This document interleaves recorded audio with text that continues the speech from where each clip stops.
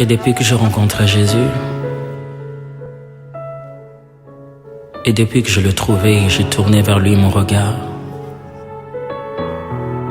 Je regarde mon passé et j'en souris. Je fixe mon avenir et il est plein d'espoir.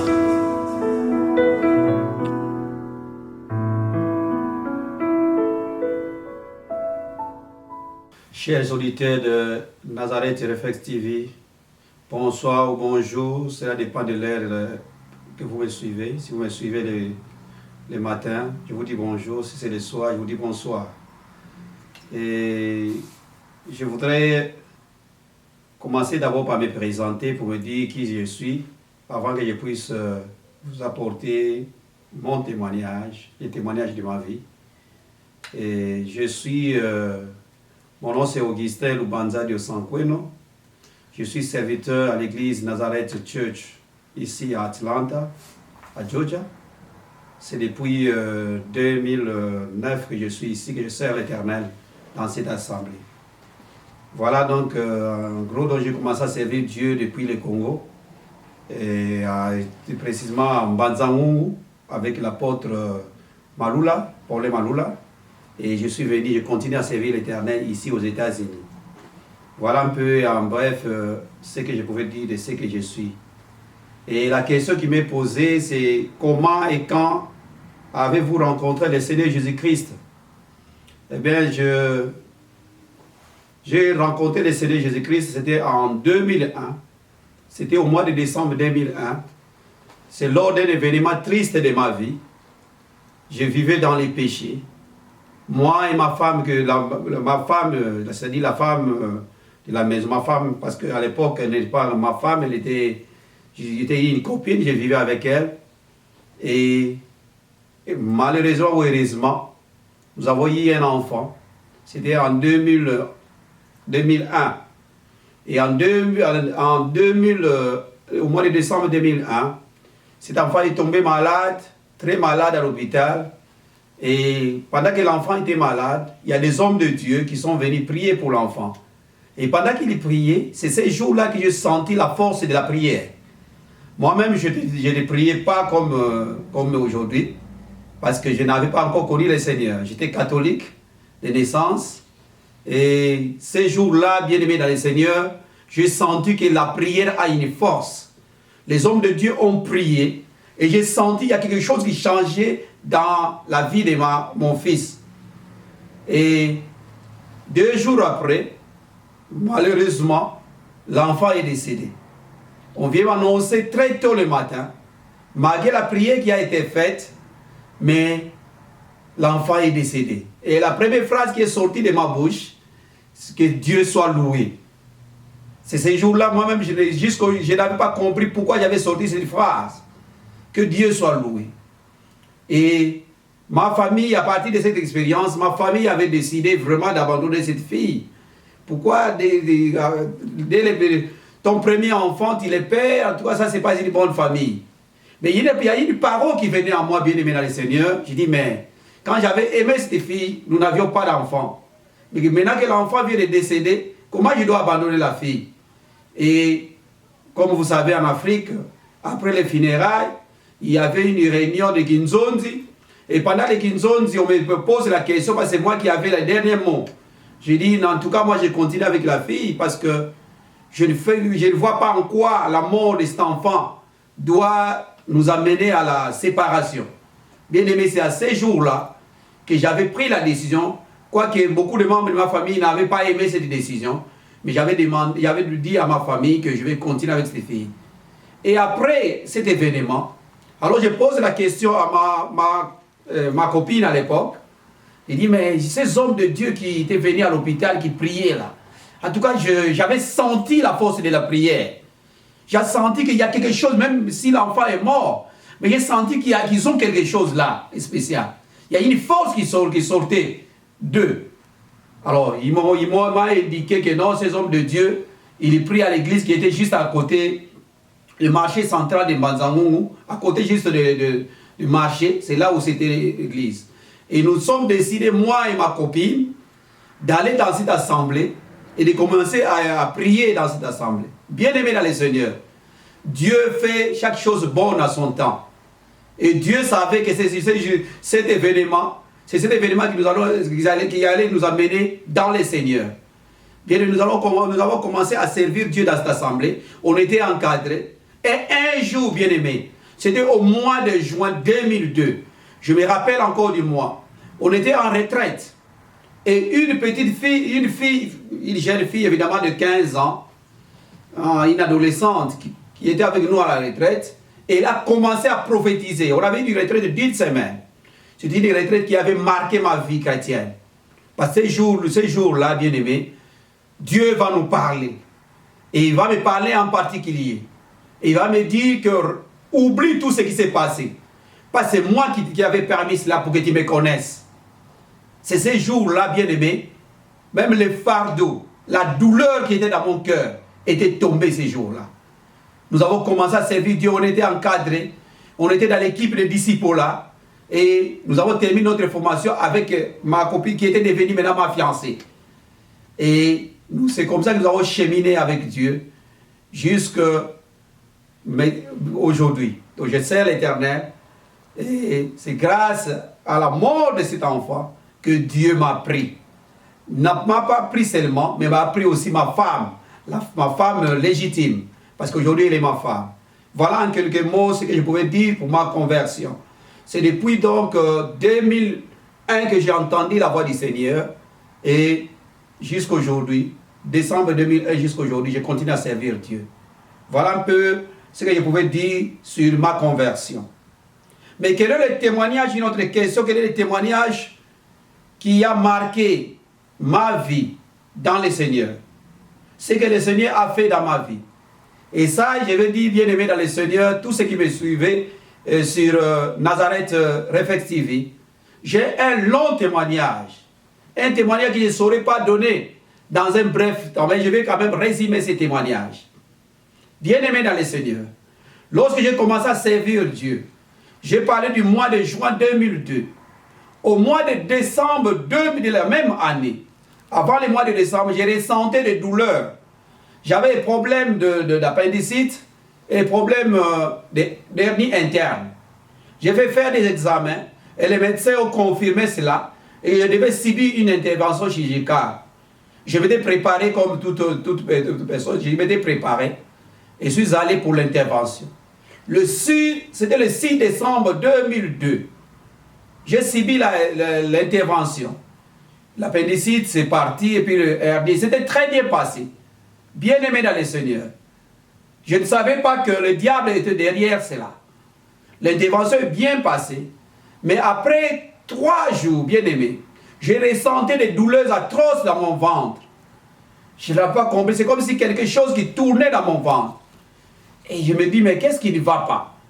Et la nuit qui avait suivi, j'ai vu des gens dans la clinique où j'étais. C'était une clinique des sœurs. Et les gens qui connaissent Manzamou, c'était à Christ-Roi, chez les sœurs. Dans la salle où je me trouvais, c'était une salle où il y avait beaucoup de malades, beaucoup de gens qui avaient subi l'intervention chirurgicale. Et bien aimé dans le Seigneur, pendant la nuit, pendant que je dormais, j'ai vu des gens, c'est comme si le plafond s'était ouvert. Et j'ai vu des gens à l'intérieur du plafond qui voulaient descendre de là où j'étais pour venir me prendre. C'était donc les démons, des gens avec des figures noires. Et j'ai commencé à prier. Pendant que j'ai ressenti des douleurs atroces, j'ai commencé à prier. Et cela a réveillé tout le monde qui était dans ces pavillons. J'ai commencé à prier jusqu'à ce que je dis Amen. Et les gens commençaient à me regarder. Et pendant ce moment-là, je ne pouvais même plus me mettre debout. Parce que les douleurs étaient devenues trop atroces. Et j'ai expliqué ce que j'avais vu. Mon neveu était là. Je leur ai dit, ce que je ressens ici, j'ai compris que c'est le diable qui est derrière cela. Et bien aimé dans le Seigneur, Dieu permet certaines choses dans notre vie pour connaître sa grandeur. Et Dieu a permis cela pour que je les connaisse. Et qu'est-ce qui est arrivé, bien aimé? Le matin, nous sommes réveillés le matin. Et moi, j'étais dans la salle, sur mon lit. il y avait une femme à côté de moi, parce que c'était une salle mixte. Donc il y avait des femmes et des hommes, les gens qui avaient suivi l'intervention chirurgicale. Et cette femme m'a raconté l'histoire, mon histoire à l'extérieur. Il dit, j'étais frappé par quelque chose qui est arrivé. Elle ne raconte pas ce que moi j'ai vu, mais elle raconte ce qu'elle a vu. Elle a vu des hommes robustes qui sont venus m'arrêter la nuit. Mais ils se sont assis sur son lit. Et cette femme dira, mais quittez sur mon lit. Et ils se sont mis autour de moi. Et l'un d'eux avait un gros marteau. Ça prenait la direction de ma tête. Et elle ne sait pas comment elle avait eu cette force. Elle a dit, prof, parce que j'étais professeur, elle dit, tu vas mourir. Et subitement, cette femme s'est réveillée, elle me regarde, et tout le monde qui était dans cette salle s'est réveillé. Et moi, j'ai ronflé, j'ai respiré. Il dit, laissons-le comme il dort. Le même matin, il y a une femme qui était dans une autre salle, qui a vu aussi une scène. Il voit aussi 4 hommes, des hommes robustes, qui venaient pour m'arrêter. Et cette femme, je ne sais pas, la force est venue de Dieu. C'est Dieu qui lui a donné la force.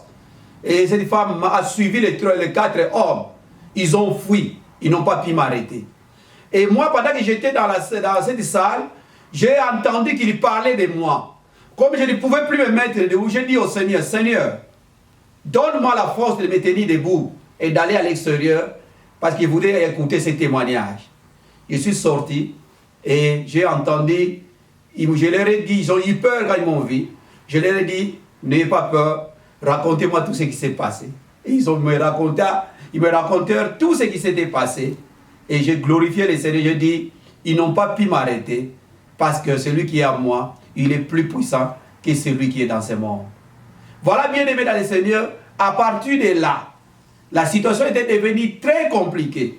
On a fait appel aux médecins qui avaient fait l'intervention. Comme vous savez, en Afrique, il y a des cliniques où les médecins ne sont pas permanents. Et le médecin a dit, mais ces profs-là, son cas était très simple. Il a envoyé son assistant, il est venu vérifier. Il dit non, c'est pas très grave, c'est pas grave, tout ça, ça va passer. Il a fait les rapports médecins. Il ne savait pas que c'était un problème spirituel. Et puis la situation est devenue très critique. Et les sœurs avaient même, ils avaient dit que s'il avait fait encore une nuit là-bas, j'allais mourir. Finalement, les médecins, comme on l'a tourmenté, on l'a beaucoup tourmenté, il dira, allez les prendre, amenez-les ici, dans le grand hôpital de Camp Ibeya, l'hôpital militaire. Je suis allé bien aimé là-bas. C'était le 14 décembre 2002. J'arrive là bien aimé dans le Seigneur. Le médecin me demande de soulever mon polo que j'avais porté. Il regarde là où mon ventre, le ventre avait gonflé. Bien aimé dans le Seigneur. Le médecin s'est dit, amenez-les vite dans la salle d'op. Sans qu'on achète quoi que ce soit. Je devais encore subir de nouveau une intervention chirurgicale. On m'a ouvert ici à ce côté ici. Et bien aimé, parce que comme c'était une anesthésie locale, je pouvais voir ce que le médecin faisait. Bien aimé, pendant qu'on opérait, je sentis que ma tension baissait. Et la personne qui surveillait la tension a senti que la tension baissait sensiblement. Bien aimé, c'est à ce moment-là que je vais entendre une voix qui me dira, tu meurs, tu meurs, tu meurs. Bien aimé, je me retrouve, je commence à voir mon propre corps sur le lit. Je commence à voir, je suis sorti du corps et je vois mon propre corps. Et après cela, je vois mon frère qui était dehors, mais pendant ce moment, je le vois en train de pleurer que je suis resté seul. Mon frère Jean-Claude qui est au Canada aujourd'hui. Et bien aimé dans le Seigneur. Je vois après quelque temps, je vois ma fiancée. Elle était dehors pendant ce moment-là, elle priait, mais je la vois pendant ce moment-là. Elle était en train de prier à côté de mon corps. Oh, j'ai dit, mais cette femme est restée. Pourtant, je l'avais beaucoup aimée, mais elle est restée. Pendant que je prononçais cette parole, bien aimée dans le Seigneur, écoutez ce que Dieu est capable de faire. Dieu est capable de faire beaucoup de choses dans notre vie. Pendant que je prononçais cette parole, J'ai entendu une voix sortant du ciel qui dit, ne crains pas, je suis avec toi. C'est moi qui leur ai permis de faire tout ce qu'il veut dans ton corps, mais qui ne touche pas ton âme, parce que tu es mon serviteur. La mission pour laquelle je t'ai envoyé sur terre, tu ne l'as pas encore accomplie. Tu iras jusqu'aux extrémités de la terre. Ta femme et tes enfants seront mes serviteurs. Bien-aimé dans le Seigneur, ce témoignage a changé, a bouleversé ma vie. Il y a beaucoup de choses à dire. Mais bien aimé, quand j'ai entendu cette voix, et je suis rentré dans le corps. Je me retrouve dans le corps. Et Dieu m'a dit beaucoup de choses. Il m'a dit beaucoup de choses, bien aimé dans le Seigneur. Et il m'a même donné les messages à donner aux médecins qui m'avaient opéré. Pendant ces moments, les médecins ne savaient quoi faire. Il est sorti. Ils ont abandonné, laissé mon corps dans la salle d'op.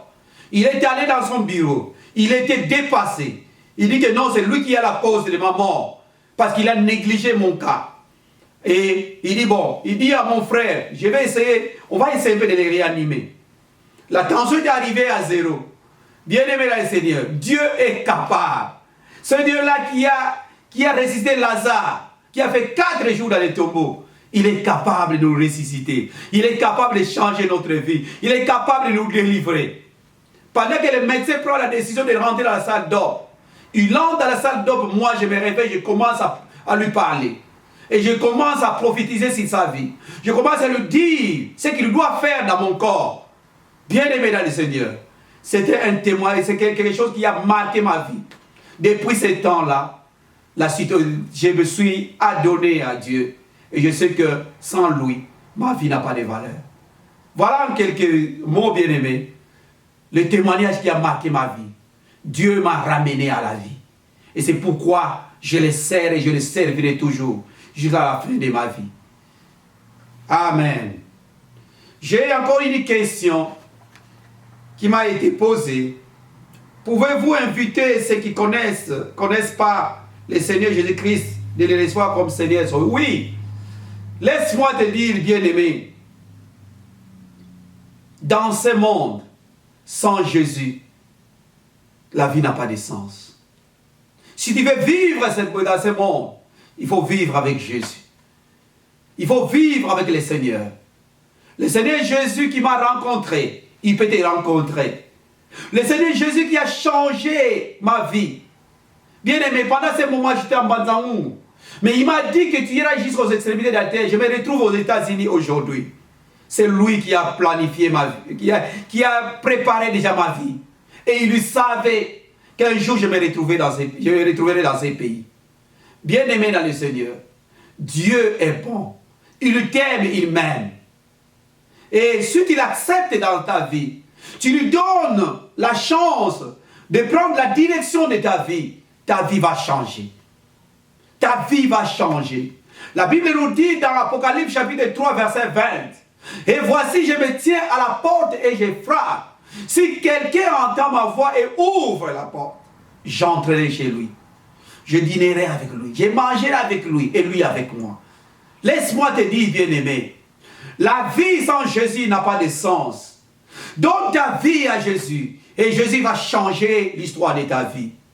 Il dit dans sa parole dans Romains chapitre 8 verset 1, « Il n'y a pas de condamnation pour ceux qui sont en Jésus-Christ. » Si, bien-aimé, tu donnes ta vie à Jésus, quel que soit ce que le monde a dit de toi, ce que ta famille a fait, je ne sais pas, tes grands-parents, peut-être qu'ils étaient dans les fétiches, ils étaient, je ne sais pas, dans les péchés. Mais si toi tu donnes ta vie au Seigneur, il va changer l'histoire de ta vie. Il va changer ta vie. Et il y aura une nouvelle page qui va se tourner. La Bible nous dit, tous ceux-là qui sont en Jésus-Christ, ils sont une nouvelle créature. Les choses anciennes sont passées et voici, toutes choses sont devenues nouvelles. Donne ta vie à Jésus et Jésus va changer ta vie. C'est simple, bien-aimé dans le Seigneur. C'est question de croire en sa parole. Si tu crois à la parole de Dieu et que tu l'acceptes comme Seigneur et Sauveur, C'est-à-dire que tu lui donnes la direction de ta vie, bien-aimé dans le Seigneur. Il changera l'histoire de ta vie. Peu importe tout ce qu'on a dit sur toi. Peu importe le nom qu'on t'a collé, le monde t'a collé des noms. Mais bien-aimé dans le Seigneur, Dieu veut te donner un nom nouveau. Comme il a fait pour Abraham. Il veut le faire pour toi. Dieu veut te donner un nom nouveau. Seulement, donne ta vie au Seigneur. Il changera l'histoire de ta vie. Je ne sais pas si tu es prêt. Si tu es prêt, bien-aimé dans le Seigneur, prononce seulement ces paroles. Et tu verras Jésus-Christ entrer dans ta vie. Si tu es prêt, bien-aimé dans le Seigneur, ouvre ton cœur. Parce que Jésus est à la porte. Il est prêt à entrer dans ton cœur. Ferme tes yeux avec moi et prononce ces paroles. Seigneur Jésus, j'ai entendu ta parole. Et je prends la décision aujourd'hui de donner ma vie à toi. Pardonne mes péchés. Pardonne tout ce que j'ai fait qui ne t'a pas honoré. Mais aujourd'hui, je prends la décision de donner ma vie à toi. La direction de ma vie à toi. Entre dans mon cœur et transforme ma vie. Conduis ma vie. Prends la direction de ma vie. Au nom de Jésus. Au nom de Jésus. Laisse-moi prier pour toi, bien-aimé. Prie avec moi. Ferme tes yeux et prie avec moi. Seigneur, je te remets mon frère et ma soeur. C'est lui qui a accepté ta parole aujourd'hui. Qui a donné sa vie à toi aujourd'hui. Il a pris la décision, la bonne décision de remettre sa vie à toi. Prends la direction de sa vie et change l'histoire de sa vie. Comme tu l'as fait pour moi, fais-le aussi pour mon frère et pour ma soeur. Au nom de Jésus. Au nom de Jésus. Au nom de Jésus. Amen, amen, amen. Bien-aimé dans le Seigneur, je voudrais te donner un verset que tu peux méditer durant toute cette semaine. Et ce verset, bien-aimé, va changer l'histoire de ta vie.